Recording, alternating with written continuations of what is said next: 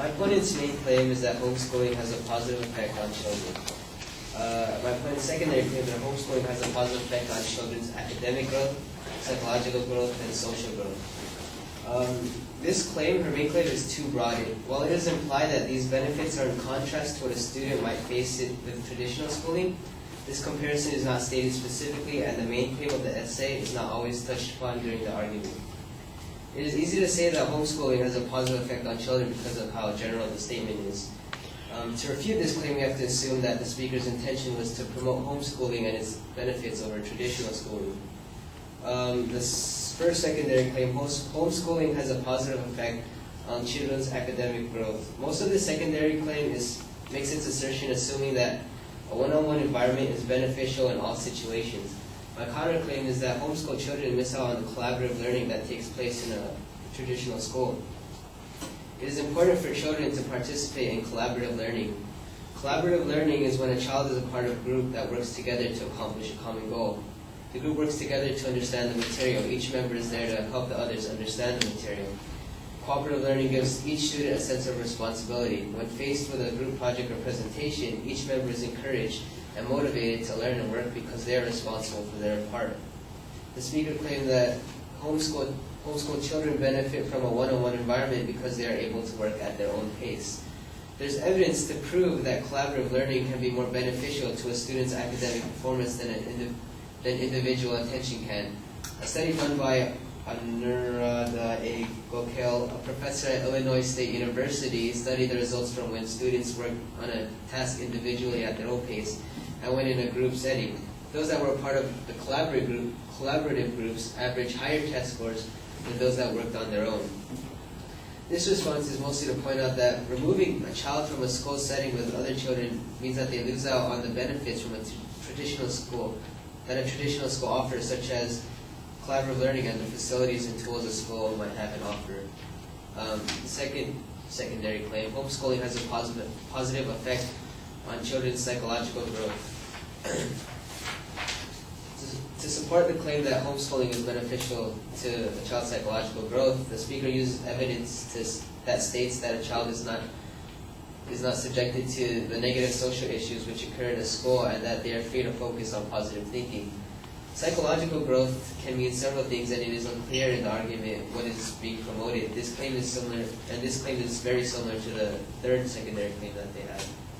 The speaker uses evidence that states that children are able to develop through the removal of negative influences such as peer pressure and bullying. The evidence seems to point in the direction that psychological growth is removing these outside pressures.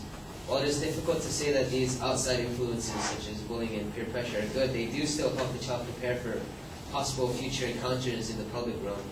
By facing these challenges, the child is more readily prepared for the future.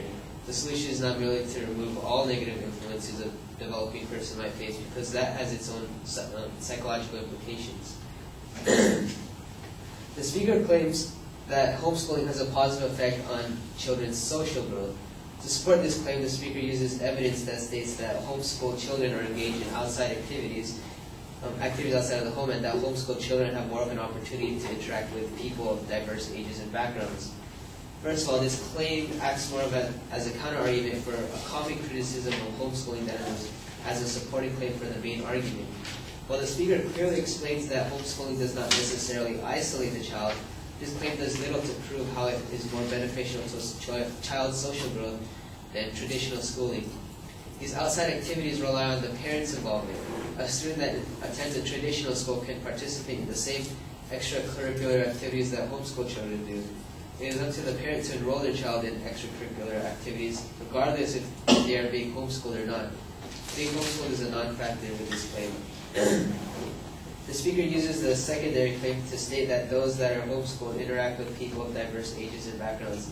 Is this not also true with students attending public high school? In conclusion, the speaker claimed that homeschooling has positive effects on children. The secondary claim stated that there is a positive effect in academic, psychological, and social growth for the child.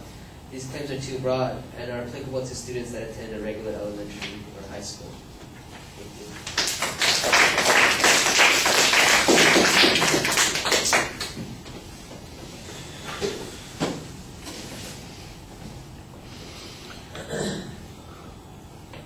Well, the argument that it's all too general, I think, is an interesting approach, but you need to come back to that point during the body of the speech and show, in fact, how you don't have that kind of specificity in the argument. The strongest argument that you had was on the first point, where you've got some data that does a comparison between collaborative learners and those who are working at their own pace on a particular project, and suggests that the collaborative learners have higher test scores and so on and so forth. So I thought that that was a pretty good line of evidence that supports your position. But it's not being contrasted to the evidence that the advocate presented. If there was no evidence, you should point that out. If there was evidence, why is your evidence superior to it, and why does it allow your inference to be the valid one that's going on here? On the second and third points, you run into some of the same kinds of issues. I thought that there wasn't as much discussion of what the advocate's proof was, and instead there were some pretty reasonable counterclaims and challenges, but they were sort of broad. There wasn't the same kind of specificity of evidence that you had on the first point, which makes them a little bit less effective as a consequence. I did think that you've got a valid point on that third issue, that it's not really a point that advances the advocate's claim, but really it's a response to a potential rebuttal argument, and I think you pointed that out pretty well. The reading makes it very dry and doesn't necessarily sound like you're engaged in the argument, and because there's a lack of contrast with the advocate's evidence, I think that weakens the effect that you're going to have. All right, thank you.